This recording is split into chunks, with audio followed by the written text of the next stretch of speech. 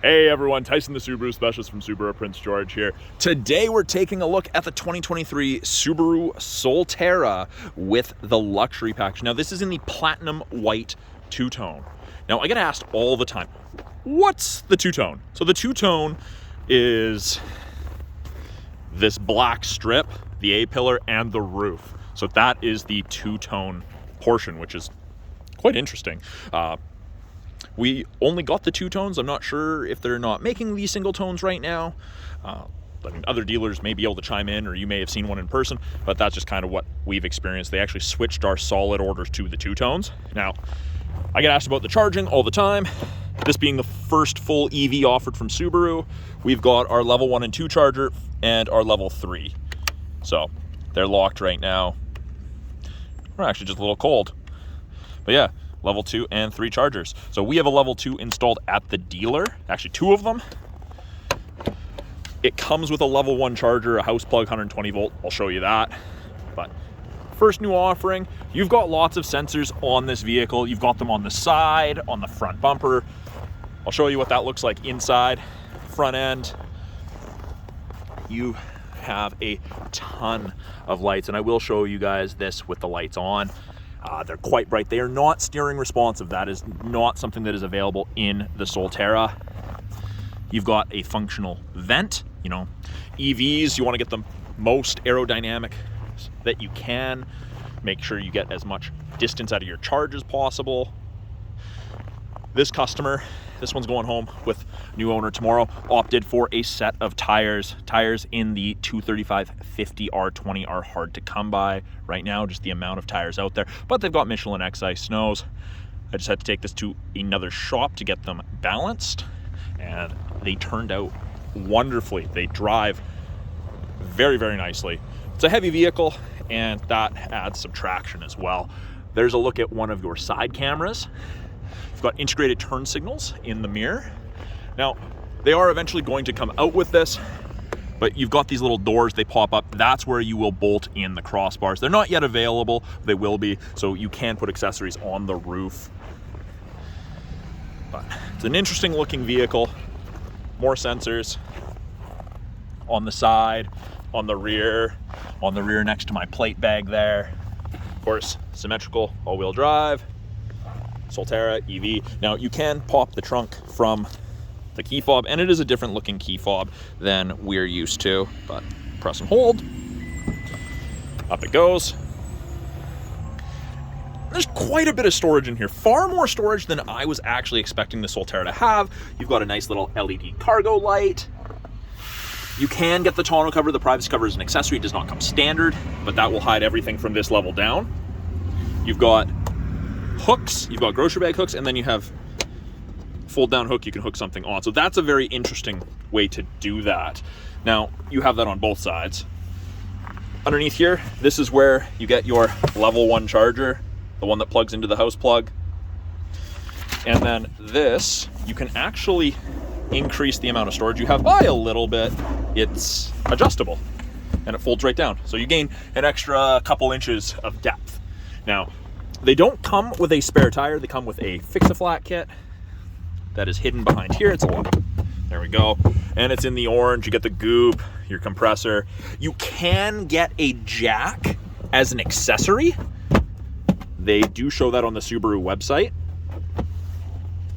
which is interesting. Now you can lock and close everything. Just close it. You can pull down manually. You're not going to wreck anything by doing that. Look at the backup camera there. Now, in the second row, there's a good amount of room. I'm a taller guy. I fit comfortably in the back here. Good headroom, good legroom. Now, this is not leather. This is the StarTex seating material. So 20% recycled plastic, rest is synthetic. You can't get leather in a SolTerra. It will all be the StarTex. If there's only 1 or 2 passengers, you get the fold-down armrest with the media storage and the cup holders. The outer 2 seats are heated with 3 stages of heat. You've got USB-C sockets for charging. That's the new USB style that most manufacturers are going with because you get a faster charge. Vents out of the second row or center console to to heat up and cool down the second row more effectively. You've got pockets on the backs of both seats. You've got bottle holders, storage, child locks. These ones are a little stiffer than the traditional Subaru ones, and it's not just because it's cold out. Something that lots of people make comment on, the dual stage spoiler. And there is no rear wiper on this. And when asked about it, Subaru said because of the angle of it and the spoiler, the aerodynamics clear the back window like a sedan. Now, it is a proximity key, so I can lock it just by touching, and you've got the auto folding mirrors. And they'll fold when you also click lock on the key fob. You can deactivate that if you want. Hand in the handle, and it opens. They pop up. Power windows, locks, mirrors. You've got your regular window lock. This is how you can fold the mirrors. So right now it's set to auto. If I wanted to just manually fold them, just click it. Oh, has to be running when I do that. You do also get 2 position memory settings for your mirror and your power driver's seat. Power driver's seat does include lumbar, but the lumbar position won't be remembered on those memory settings, just because that's something that changes depending how long you're in the vehicle for. So, foot on the brake, press the start button, everything comes to life. Blind spot detection lights up in your side mirrors. So I just clicked that switch. Vehicle has to be on to do that. Back to auto, and then you could just leave them open if you wanted. Steering wheel is definitely a little bit different. And I'm going to turn the climate control down right this second, just because I don't need that fan. So steering wheel is a little bit different. Positionally, I have this sitting in my lap. This is about as low as it can go. And the reason for that is the placement of the gauges. I have to look over. I can't look through. I can't raise it to a position that's comfortable enough for me to look through the center of the steering wheel like a traditional vehicle. But that being said, you do still get, there's the lever down here, you pull down and you can push it in, you can move it up, and it's kind of hard. This is my face, right? This is kind of looking down from my viewpoint. So it makes more sense for me to have it down here than up here. And I like it all the way out myself. It just makes it easier for me. So steering wheel is definitely a little bit different than the traditional Subaru. You've got the ability to change your center display. You can get into some gauges, look at different pieces of information if you want, battery monitoring, time running, all your safety stuff you can deactivate if you wanted. Gives you kind of your kilowatt hours per 100 kilometers rating, which would be equivalent to your liters per 100 rating on a gasoline vehicle. You've got your Bluetooth controls. You can navigate through those screens, volume, issue voice commands. Right hand side, we have our adaptive cruise and our lane centering. Resume, mode, distance. Play with your presets if you wanted. And then mode will change from AM to FM to satellite. We're just going to turn that volume all the way down. Now, we do have the paddles. So left and right, you've got left is negative, right is positive signal. So that has to do with the regenerative braking. So it won't do it right now. We'll see. I'm going to put it in drive and let's see if it, you get those arrows. You can see them right there. And it's just filled up to 4, 3, 2, 1. So the more arrows you have, the more aggressive the regenerative braking. And you can deactivate it. So it's kind of like being able to gear down in a vehicle with paddle shifters. However, this will help generate charge. You'll get more distance. It's very cool. Now, if you wanted to get that meter gone, you just press and hold about 3 seconds and those arrows disappear. Just put that back in park. So very, very cool. Something to get used to for sure. I was playing a little bit with it on my drive. It worked very, very well. You've got your wipers, same thing as normal. And then lights and turn signals on this side. Now you'll notice there is no off. There is only auto running and headlights on, which is very interesting. Fog lights are right there. But the dash is very easy to go through, to stare at. It's not hard on the eyes. It's quite nice. It does say that it's slick out. It's at a temperature where it could be icy temperature. Got the giant touchscreen. If I remember correctly, it's 12.8 inches. It's quite a large screen, but it's not super high. It doesn't impede my vision. Depending how you sit, your mileage may vary with that, but it is very easy to use. Touch. You've got your satellite radio, your AM, FM, got Bluetooth controls, information about the vehicle, so trip information, charging schedule. You should be able to select when you want to charge. Now, that's going to be in places where you get different rates at different times of the day for electricity. That's going to be beneficial for that. Then you've got settings. I still have the screen protector on this, but you've got your personal info, hooking up to Wi-Fi, display, quite a few options, door controls, charging, climate. There's a lot to play with in here, and I'm definitely still learning on this. Below is our climate controls. So, got auto heated seats with 3 stages, auto heated steering wheel with 2 stages, and the entire steering wheel is heated. Even the top portion, normally on Subarus up until 2023, between the seam wasn't heated, but that's changing. More and more vehicles are getting the fully heated wheel. It is dual zone climate. Right now, if you press auto, it's gonna just take over the fan. It's gonna control where it wants the airflow itself. See fans going up, and then it was at just about max. Turn that down. Got eco, so it'll change the strength of your climate controls. Got your heated mirrors, back window, heated area of the windshield. Now, you can actually turn off climate control to the second row to help conserve battery. So that's very interesting. So you could have it pumping up front heat or air conditioning, and you could have nothing going in the back, which that's totally fine so long as you don't have passengers, or if you do and they're fine with that. But you still have physical knobs to control, or I guess toggles, I shouldn't say knobs, to control how you'd like your climate. Again, something to get used to, but it is nice that it's not all touchscreen for the climate. You can also use voice commands, and that's just the voice command button. You can say things like, okay, Subaru, change climate to... What do you want? Oh. Change climate to 25 degrees. I didn't understand. Please try again using a louder speaking volume. Change driver climate to 25 degrees. Setting the driver's seat temperature to 25 degrees. Oh. And it says driver's seat. That's not the temperature of the heated seat. That's obviously the climate, just the wording that it has. But a very, very cool system regardless. You can use that to change radio stations, do all that. And that is triggered by saying, okay, Subaru. What would you like to do? And we're just going to cancel out of that. But very, very easy. It's quite intuitive. Down below here, we have more vents for climate. To the left of that, we've got our trip, A and B. And you can see it just changes there on the left, A and B, and then odometer. Your start button or turn off button, power button. Parking brake is on. As soon as you put it in drive, it does go off. I'm gonna park that. You can turn it off by putting your foot on the brake and pushing down, but it does turn on the park brake automatically.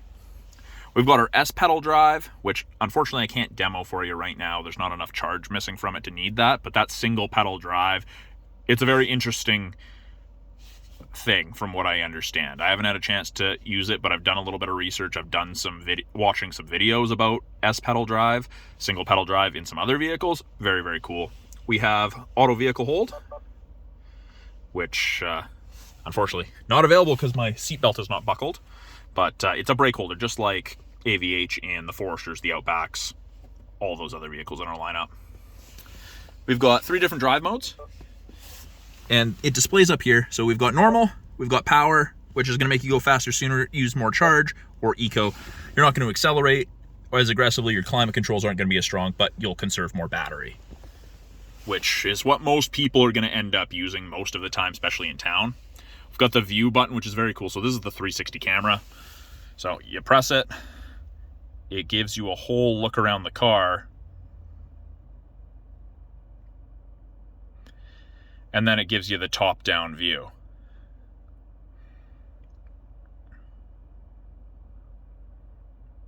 which is very, very cool. Now, if I were to put it in drive, it gives you front and full view. And then I put it in reverse, gives you rear and full view. So it's a very neat system. It's nice that Subaru added that. The 360 camera is very, very handy. To the right of the view button, we have the auto park or the auto pull out of parking spot. That's an interesting one. I haven't had a chance to play with that a whole bunch. I am a little hesitant too, especially on our lot full of cars. I don't want to damage the SolTerra. I also don't want to damage anything else. So I'm sure we'll find some videos out there, and I will eventually get comfortable with that when we get more SolTerras in eventually that have that, and I will give you guys a demo of that. We've got the ability to turn off traction control, so if you need excess wheel spin, you can do that. You do also have X mode, so snow, dirt, and deep snow mud, and that also turns off traction control on the bottom right and your automatic emergency braking. So that's for that really rough stuff. We do also have grip control. So to maintain a constant speed in X mode, you can use grip control, and it helps distribute the power and keeps you at a certain speed. So if you're ascending something and it's super rocky and your foot's bouncing off the accelerator, if you use grip control, it'll set it to a speed. It'll continue to climb the hill in that speed. And I believe it goes in increments of 2 from 2 kilometers an hour to 10 kilometers an hour. Again, haven't had a chance to really play with that. Center console has a wireless charger as well as a USB for charging. And it says don't put keys and change and stuff in there. You can read about this in the owner's manual. But this is kind of see-through. You can see your phone illuminate if you get a text or something, but hopefully you're hooked up to Bluetooth and it'll give you everything you need up there. Cup holders, very, very deep. You've got these little pieces that push in to accommodate larger cups. This is adjustable, armrest forward if you don't need the cup holders, and then it lifts up. Oh, we've got some of the VIN paperwork, and it's a decent amount of storage in there. Actually, I'll put that back for after. The dash is carpeted, which is an interesting thing to me. I don't really know why they decided to do that. I'm sure Subaru has a reason. Wasn't made clear to me. I like the look of it. It's nice to touch. It's soft touch. Works really well. I did notice we also have some pattern up here by the speakers, and that is on both sides. Now, we have my favorite feature in any vehicle ever, auto dimming rearview mirror. There's no switch to flick. Automatically dims if someone's got their brights on behind you. It's phenomenal. We're in truck country up here in Prince George. Everyone has a pickup, and if they don't have LED headlights, most people have LED bars or pods. These are great. You can also hook these up to your garage door with the HomeLink system, up to 3 separate garage doors. Up top, we've got our lights, our map lights. Set it to door, which of course you want the lights to turn on when the door is open, or you've got individual map lights. We've got our SOS, which is part of that 3-year trial of the connected services. So if you press that, it'll ask you, do you actually want to talk to a person? You say yes, you'll actually get to talk to a person. So if someone accidentally pulls it down and presses it, someone's playing with something, it's not like a call to 911 where they're gonna call you back right away and you're gonna get in trouble or anything like that for wasting their resources. On the mirror slide with an LED light, opens, turns on, closes, shuts off, and then you do also have this visor extender. So if the sun's coming in from the side, there you go, helps block it a little bit. But again, very, very handy feature. So I did tell you I would show you what the lights look like, and I will pop the hood because this is a little bit different than your traditional EV. So if you leave it in park and you leave it running, vehicle will turn off if parked for 1 hour.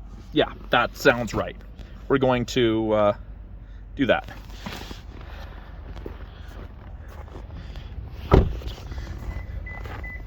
And then, I don't know if you can hear it, but there's those beeps. So there's the headlights. They're pretty darn bright. I just noticed this, and I don't know if the camera's gonna pick it up, but it actually says Subaru on the inside of the headlight there. And let me go turn on those high beams. There is a slight humming or buzzing noise going on right now. And I don't know if you guys can hear that, if the camera's picking that up. Oh yeah, and there's the high beam. So pretty darn bright. Look at the front camera. Right there. And then, just like every Subaru, I go to the right of the logo and move my hand from right to left facing down. But let me do this. A little harder to do one-handed than I thought. There we go, or while holding camera. So there is our motor. So it's a little bit different. You've got your heating and cooling coolant.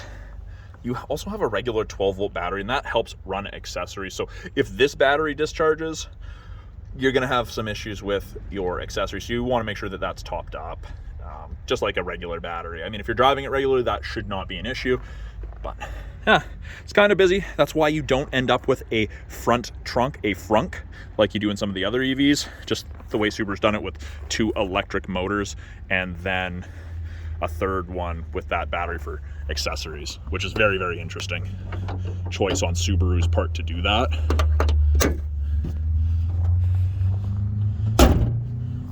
And then something that I did realize that I didn't point out, there's no glove box in this because you've got heaters and you have an airbag for the passenger out of there, a knee airbag included. So what they've done is underneath the center console, they've made a space for your owner's manuals. You're gonna have to figure out a place for your insurance, whether that's under there or in the center console. You have a 12-volt, 120-watt outlet, and you get 2 USB-C outlets there for charging. So if you guys have any questions about the SolTerra, please put them in the comments below. I'm still learning about this. There's quite a lot to learn on these new EVs. More than happy to get back to you guys about that. If I don't have an answer immediately, it's probably something that I do need to learn. So I'll find out for you. So I am Tyson, the Subaru specialist from Subaru Prince George. Thanks for watching. Talk to you guys soon.